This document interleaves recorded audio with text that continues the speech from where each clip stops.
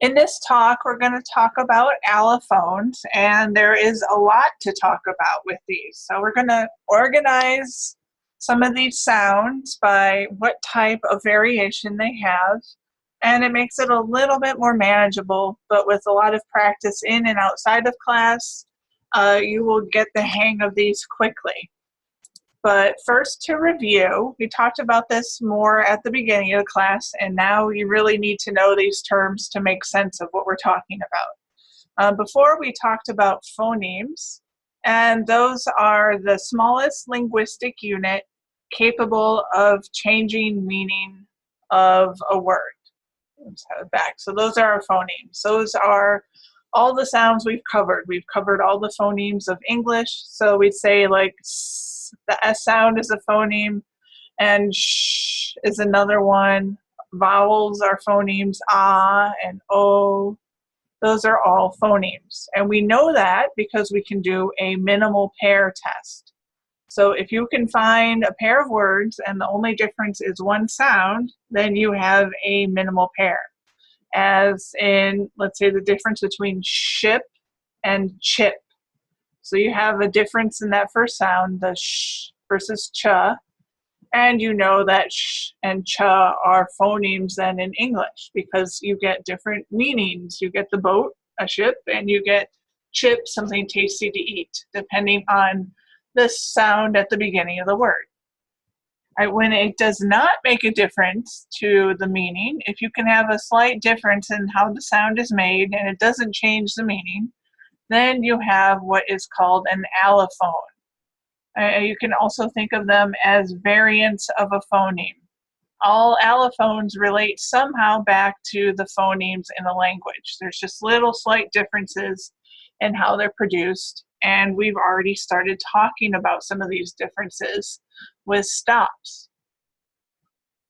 You'll find, though, just beyond the slight differences in how the sounds are made, different types of allophones. We'll classify them into different groups depending on whether they are in free variation, which just means they're totally unpredictable. You're going to find them all over the place, and it's just up to individual preference as to what type of sound you get. And so for one of those examples, we talked about it before with stops. Let's say a stop at the end of a word. Let's say even the word stop. If I transcribe that, stop, and I try and do it with a puff of air, I make that release really audible. I could write it like this with a little h, stop. Or if I say that last sound and make that release part of the stop inaudible, then we could transcribe it as stop. And then I let go of that release so gradually that you don't hear that puff of air at the end. And we write it with that type of diacritic. Right, so these are allophones of pa, of the P sound, and they're in free variation because we can't predict. It's the same environment, it's at the end of the word, and it's just individual preference or how people just happen to be producing the sounds that determine what allophone you get. All right, the other type that you'll get besides free variation is something called complementary distribution. Right, and that means that you can predict where the allophone is. You can predict what kind of variant of a phoneme you're going to get. And it's always in mutually exclusive environments. So you are going to say, I always see this allophone here and this other kind in another environment. There's never going to be any overlap. And in fact, we have talked about this type of allophone. So if you talk about a P sound after S, you're not going to get any aspiration. So we're going to need that slightly different symbol, that little equal sign that indicates unaspirated. So spin doesn't have that puff of air. All right, oh, I didn't change my color, but if you say the word pin, you are going to get aspiration. Right, so those are two different environments, either after S or at the beginning of a word and there's no S involved. And you get two different allophones of the P sound. You get the one with the aspiration, as in pin, or you get the one that's unaspirated. So those are allophones that are in complementary distribution. And when you say that they're in complementary distribution, you have to relate them back to a sound like P. And we can say there are two allophones of P that we've talked about here. We've got the unaspirated one, and you have the aspirated one. They have to be related somehow phonetically, meaning in how they're produced. Otherwise, you could say crazy things like the H sound and are allophones. Let me make this a more obvious. It looks almost like an N. H always occurs at the beginning of a word, and is always at the end of a word or a syllable.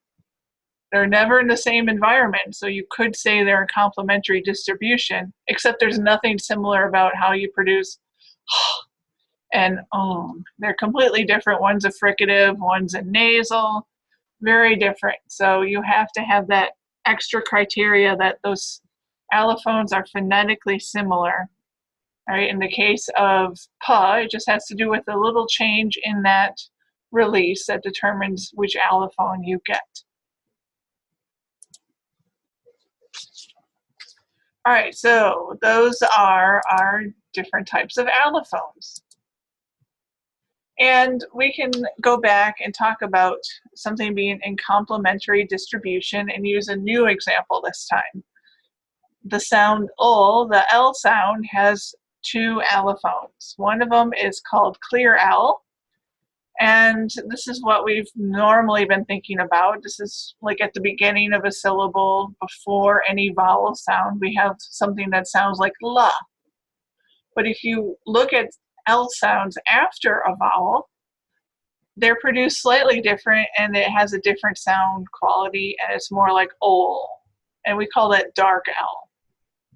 Okay, so after a vowel at the end of a word is where you tend to get dark L. So we can predict these variants of the L sound, and that's why we would say they are in complementary distribution.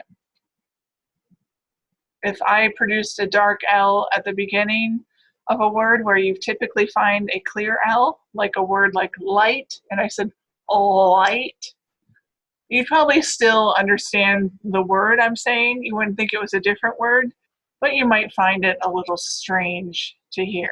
So we generally follow this rule in English when we produce L. Now, in your notes that I gave you a whole long list of allophones for different vowels.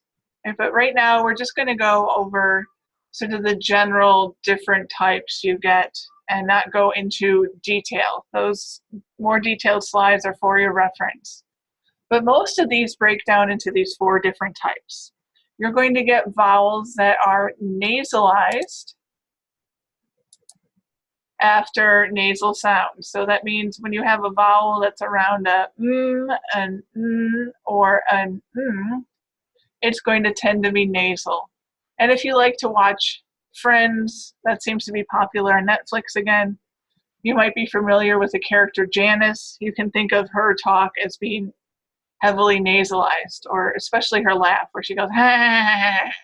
That's nasal. It means that you have that velum slightly open during the vowel production, usually because you have another nasal sound nearby and it's influencing the vowel. Right, besides nasalization, we have monophthongization, which is hard to say. But basically, that just means you are turning a diphthong, like I, into a monophthong. Okay? And you see that a lot with Southerners, where instead of saying I, they'll say ah. I hope you had a good time, or whatever.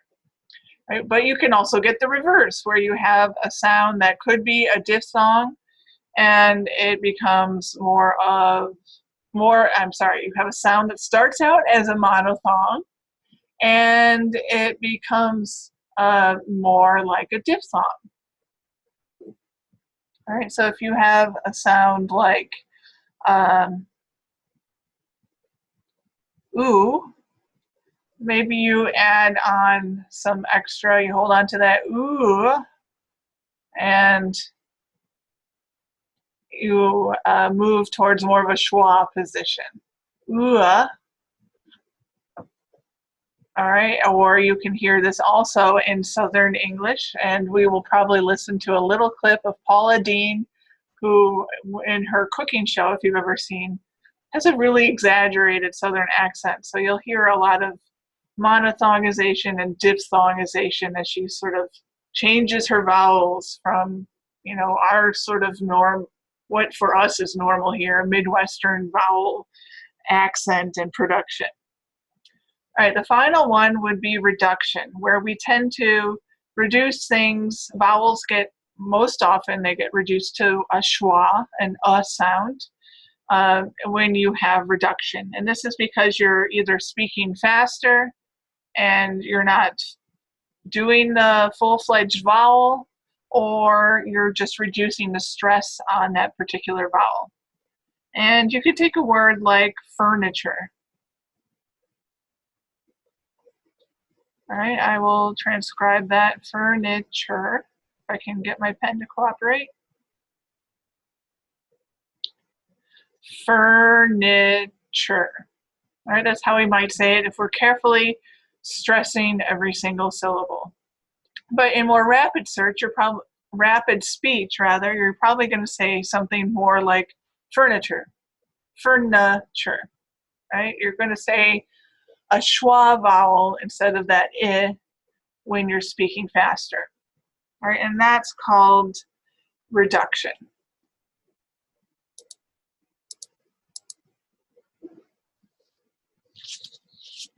All right, so we're going to skip over all of these. You have those for your reference.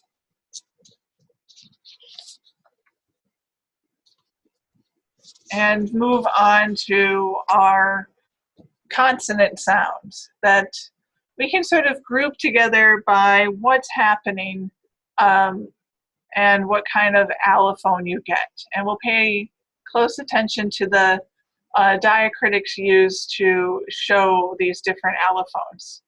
All right, and this first one we talked about already. So you should be familiar what aspiration is, and you will find aspiration really strongly in American English at word initial position or syllable initial.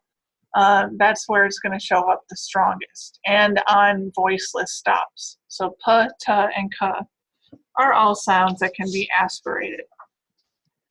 But you will find they are unaspirated after S, as we talked about before when we went over complementary distribution. And we've also talked about word final options, where we have more of a free variation.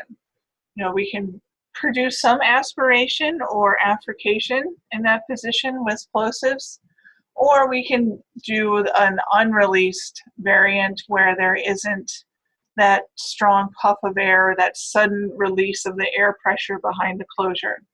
And we write that with this little corner-looking symbol.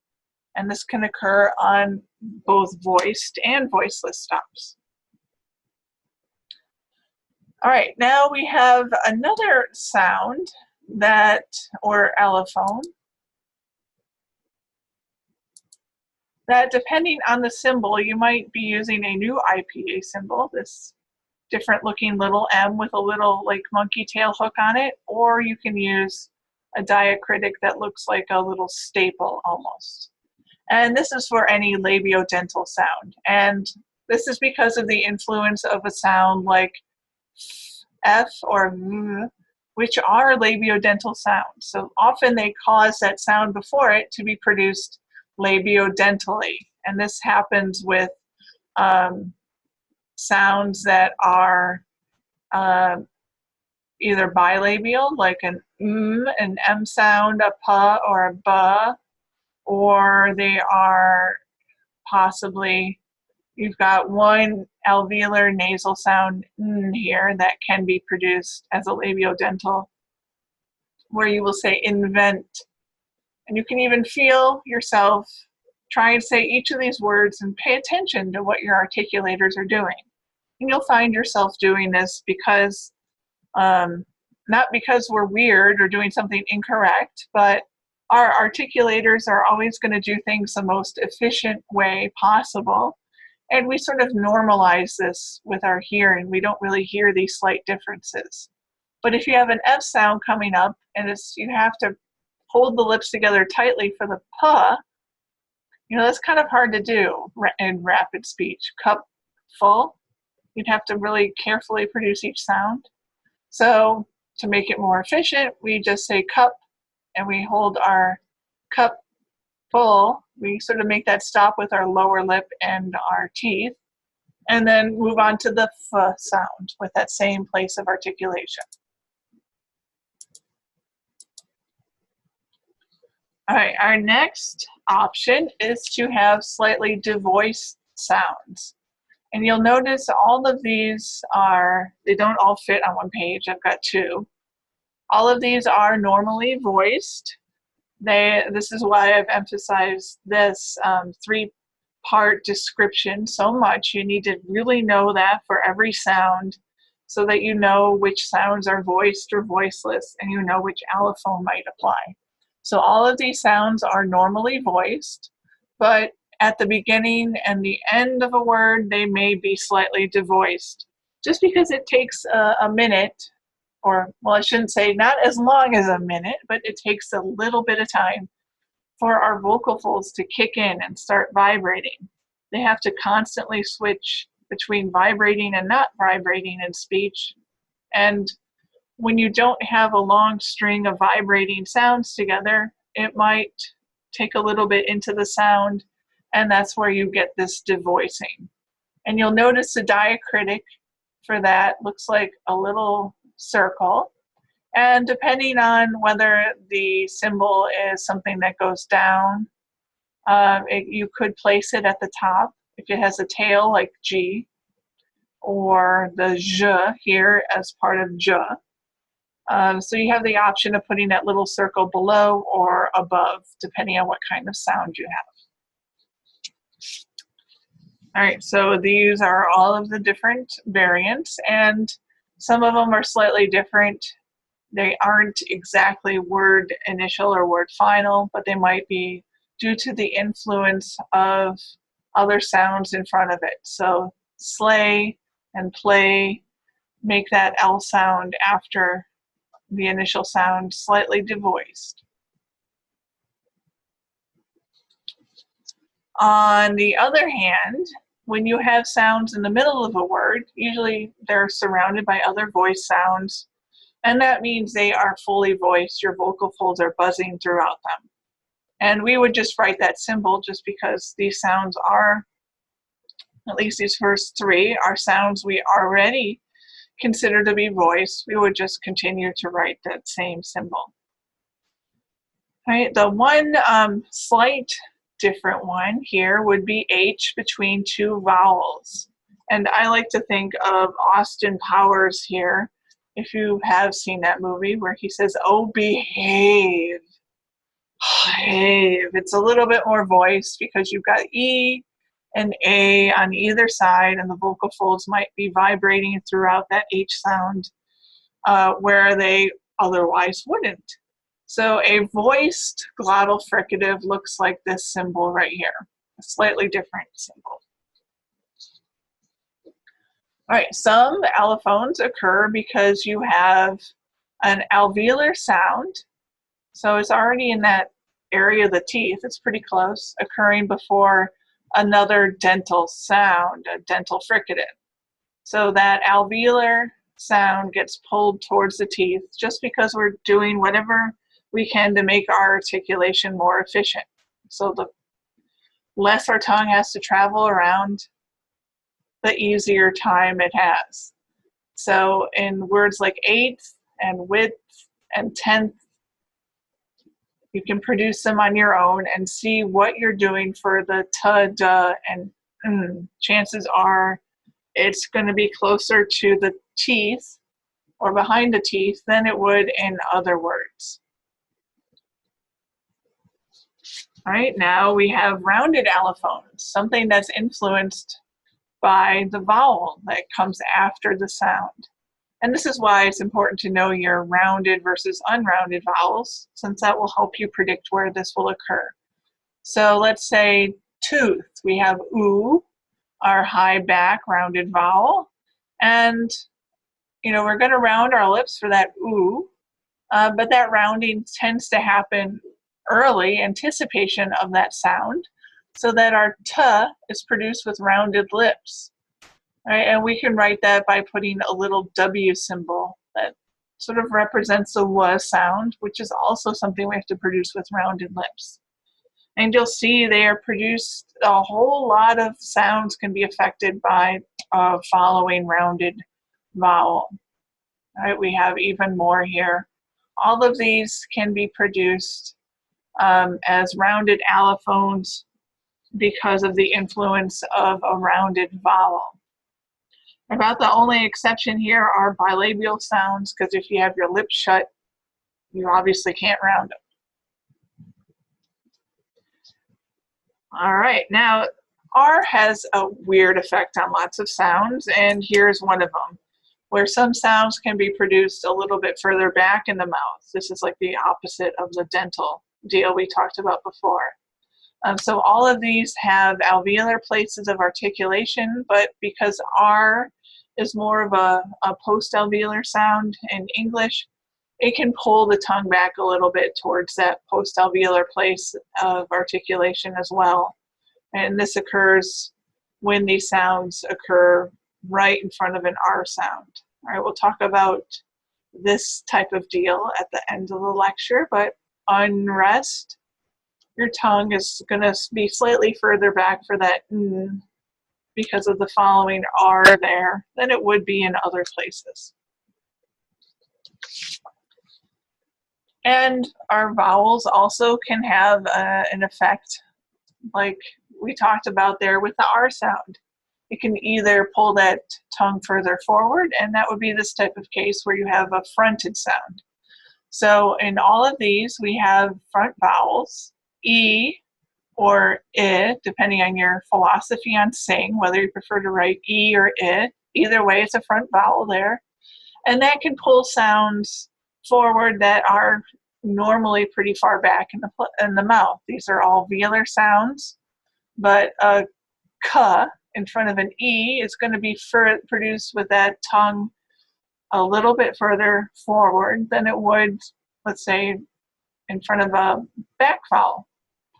All right, so that is the effect that vowels can have. They can front certain sounds, or they can retract them. If you have a back vowel, that those velar sounds are going to be produced further back than they would normally be produced. So k, g, and could be a little bit further back depending on the vowel. All right, and we have a lot of different allophones when you consider different dialects of English. There are many different dialects, and this is just a small sample of some of these common allophones. Some dialects have trouble, or it's not that the speakers have trouble, but they just don't produce dental fricatives like the voiceless th or voiced. And they'll produce in its place a t, a d, or a f, or a v. Or you'll see some dialects, instead of saying j, or instead of saying j, they will produce a j. J, as we talked about before, is almost like a French sound that we borrowed along with some French words like measure. But instead of saying garage, we might say garage. Okay, that's some variation. Some people will say it differently according to their dialect. Or if you think of like My Fair Lady, as we talked about before, Eliza Doolittle is a character who speaks a dialect where she drops H at the beginning of words. That's also a well-known dialect variation, but that's a variation that you'll see in England, not so much in America. Other things are differences in how people say words, like what you probably say is issue. But in the UK, some people say issue, or student, where they might have a slight variation in between an S sound or a sh, or they might have an S sound followed by a glide-like sound. So instead of student, student, right? Some variation there. Or if you are familiar with the show King of the Hill and Hank Hill, he often says what, right? So you get sort of this voiceless W or a cluster of H plus W instead of just plain old wa, plain old glide there in front of, in that beginning of that word. Also, people have lots of variations in how they produce R according to their dialect. Now, we have sounds that can also be produced as what we call syllabic sounds, meaning they are our own syllable. We'll get more into this when we talk about what syllables are and how we normally classify their different components. But if you think of a word like button, if I say it fast, button, try saying that a few times, button, that second part is just that n sound, and that's what we mean by a syllabic sound. Or bottle, where that second sound is just that L. All right, and finally, we just have a few different sounds here that don't really fit into any one of those previous categories, so I just put them in others. All right, we have the flap that we get in the middle of words. Often, instead of saying something like butter, we just say butter, where it's produced as a flap, and we can use this symbol. And you can also get glottal stops being added in. Let's say but-er instead of but-er, instead of like that syllabic R. Or let's say bottle, let's say before that syllabic L, where instead of having anything like a flap, it's a glottal stop. Something else we do that's interesting is we produce this palatal fricative before things that are palatal sounds, like this palatal approximate. So when you say a word like hue, you're not saying h, you're saying this symbol, right? And you'll also see it in hue sometimes. Instead of that approximate, you'll get that voiceless palatal fricative there at times, just because of the influence of that palatal place of articulation that you have in those types of words. All right, and last but not least, we're going to revisit some clusters that we started talking about in class already, because some of you have already heard this slight variation in production. We have sounds that, if you look like T plus R and D and R, they would be what we call clusters, because you've got two consonants together. But in English, they don't often behave the way we would expect. We'd expect a plosive sound followed by an approximate, that R sound. But they can be produced slightly differently by many speakers, and if you start listening for it, you'll probably hear it around you. And the two basic types are as follows. The first one, this is going to be produced more like a stop with an affricated release. And this is where, instead of hearing, let's say, terrain, where I'm trying to say it very carefully with a t and a r, you may get something more like train. where it sounds more like a ch, right? And that would be this affricated sound instead of just the way it's transcribed here, just a plain old stop plus approximate. So if we were to produce that or transcribe that narrowly as ch, we can say that we get a slight lowering of the tip of the tongue, and that T is released more as an affricated release, not so much a complete approximate. Right? And this all sort of reflects that in the use of diacritics. Right, the other option is to produce it as, let's say, more of a cluster. So you get that ch type sound, but you still hear that R as well. There's a slight difference. So instead of just chain, it's train. Right? If I try and say it carefully so that you can hear it. So instead of, let's say, just plain old plosive plus approximate, terrain, and it's not the affricated sound, train. This is terrain. All right, and that's another way some people produce it. Sounds like a cluster again because you get that ch-like quality to the first, but you can still hear the R after it. All right, so those are our allophones, and we will be practicing those a lot because there are a lot of them to learn. And let me know what questions you have after you do the warm-up.